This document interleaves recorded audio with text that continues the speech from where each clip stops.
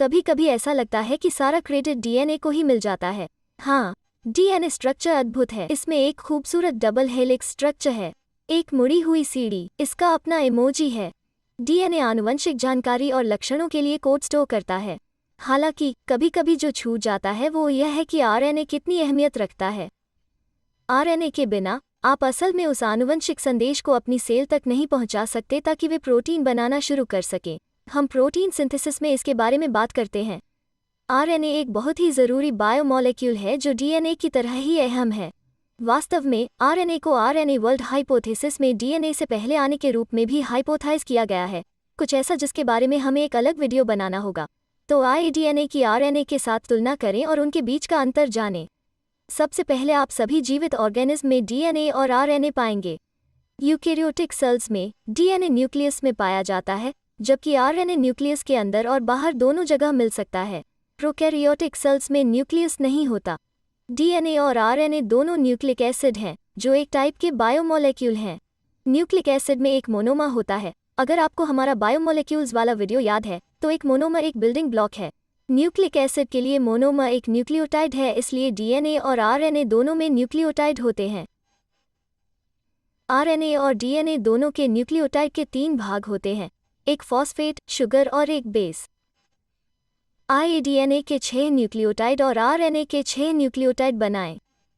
DNA आमतौर पर double stranded होता है और अगर यहाँ न्यूक्लियोटाइड के इन 2 स्ट्रैंड्स पर ध्यान दें तो आप देख सकते हैं कि वे एक दूसरे के एंटी पैरेलल चलते हैं। आरएनए आमतौर पर सिंगल स्ट्रैंडेड होता है, इसलिए आप यहाँ सिर्फ एक स्ट्रैंड देख रहे हैं। डीएनए में शुगर डीऑक्सीराइबोज है और आरएनए में शुगर राइबोज है। यह समझ में आता है क्योंकि डीएनए का मतलब ही है डीऑक्सीराइबोन्यूक्लिक एसिड। यह जानना काम का है क्योंकि डीऑक्सीराइबोज एक शुगर है और न्यूक्लिक एसिड उस टाइप का बायोमोलेक्यूल है। आरएनए का मतलब है राइबोन्यूक्लिक एसिड क्योंकि इसका शुगर राइबोज है। डीएनए में जो बेस होते हैं वे हैं एडेनिन, थाइमिन, ग्वानिन और साइटोसिन। यह लोकप्रिय निमोनिक डिवाइस को याद रखने में मदद करता है। पेड़ में सेब, जो आपको यह याद रखने में मदद करता है कि एटी के साथ जाता है, और गैराज में कार, इसलिए सीजी के साथ जाती है। यह समझने के लिए कि डीएनए कैसे जोड़ी बनाता है। आरएनए में जो बेस होते हैं वे हैं एडेनिन, यूरेसिल, ग्वानिन और साइटोसिन। कुछ अलग दिखा? यह यूरेसिल है, तो आपको पेड़ में सेब के बजाय उस लोकप्रिय निमोनिक डिवाइस को बदलना होगा। शायद सेब नीचे है। गैराज में कार अभी भी काम करती है। हमने पहले उल्लेख किया था कि डीएनए आपके लक्षणों के लिए कोड करता है, लेकिन यह आरएनए की मदद के बिना ऐसा नहीं कर सकता। हमारे प्रोटीन सिंथेसिस वीडियो में हम 3 अलग अलग टाइप के आरएनए और उनकी बहुत अहम भूमिकाओं के बारे में बात करते हैं। एमआरएनए, जो मैसेंजर आरएनए है। एमआरएनए का काम डीएनए पर मौजूद संदेश को ले जाना है। यूकेरियोटिक सेल्स में डीएनए न्यूक्लियस में रहता है, लेकिन एमआरएनए इस संदेश को राइबोसोम में ले जाने के लिए न्यूक्लियस को छोड़ सकता है। राइबोसोम प्रोटीन बनाते हैं और आरएनए वास्तव में राइबोसोम का एक बड़ा कंपोनेंट है। इस टाइप के आरएनए को आरआरएनए कहा जाता है। इसका मतलब है राइबोसोमलर आरएनए। अंत में हम ट्रांसफर आरएनए या संक्षिप्त टीआरएनए पर चर्चा करते हैं। इसका काम सही एमआरएनए कोडॉन से मेल खाने के लिए अमीनो एसिड को ट्रांसफर करना है। एमआरएनए कोडॉन का इस्तेमाल करने वाले कोडॉन चार्ट आपको यह देखने की सहूलियत देते हैं कि हर एमआरएनए कोडॉन के लिए कौन सा अमीनो एसिड लाया जाता है। जब उन अमीनो एसिड को आपस में जोड़ा जाता है तो वे एक पॉलीपेप्टाइड चेन बनाते हैं। प्रोटीन इनमें से एक या उससे ज़्यादा पॉलीपेप्टाइड चेन से बने होते हैं और प्रोटीन कई भूमिकाओं में होते हैं, लेकिन हम उसका मज़ा किरकिरा नहीं करना चाहेंगे। हमारे प्रोटीन सिंथेसिस वीडियो में और देखें। जाने से पहले आइए 3 सवालों वाला क्विज आजमाएं। इसके बारे में सोचने के लिए सवाल के बाद बस इसे रोकें।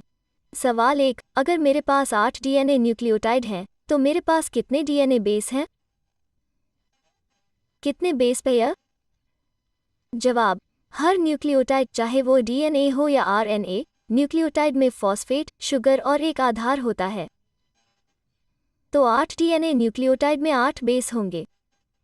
डीएनए बेस इस तरह पेयर होते हैं, यानी यहाँ 4 डीएनए बेस पेयर हैं। सवाल 2, अगर डीएनए के एक स्ट्रैंड में ये बेस ए, टी, जी, ए, सी दिखाए गए हैं, तो क्या आप पूरा कर सकते हैं कि दूसरे डीएनए स्ट्रैंड के लिए कॉम्प्लीमेंट्री डीएनए बेस क्या होंगे? जवाब, डीएनए और लोकप्रिय नेमोनिक के लिए बेस पेयरिंग नियम याद रखें। अगर इस इमेज में बेस रखे जाएं, तो इस इमेज पर दिखाई गई दिशा में पढ़ते हुए वे टी, ए, सी, जी होंगे।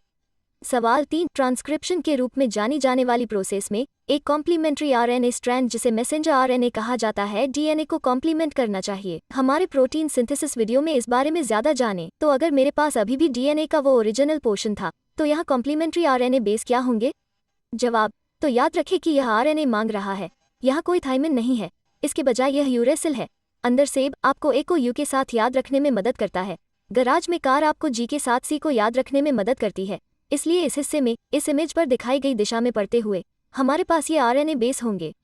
ध्यान दें कि यह जवाब आखिरी जवाब से मेल खाता है, लेकिन थाइमिन के बजाय यहाँ यूरेसिल बेस है। एक आखिरी बात, हमारे मॉडल यहाँ सुंदर 3D शेप, हर मोड़ के बेस की सटीक संख्या, चिरलिटी दिखाने में असमर्थ हैं, लेकिन हमने एक्सप्लोर करने के लिए आपको कुछ लिंक दिए हैं, क्योंकि हमारे वीडियो का लक्ष्य हमेशा विषयों को पेश करना है ताकि आप सभी आकर्षक विवरण और अपवाद खोज सकें। उस जिज्ञासा को बनाए रखने के लिए हमारा वीडियो विवरण देखें। अमीबा सिस्टर्स के लिए बस इतना ही और आपको याद दिलाते चले कि आपको यूं ही जिज्ञासु बने रहना चाहिए।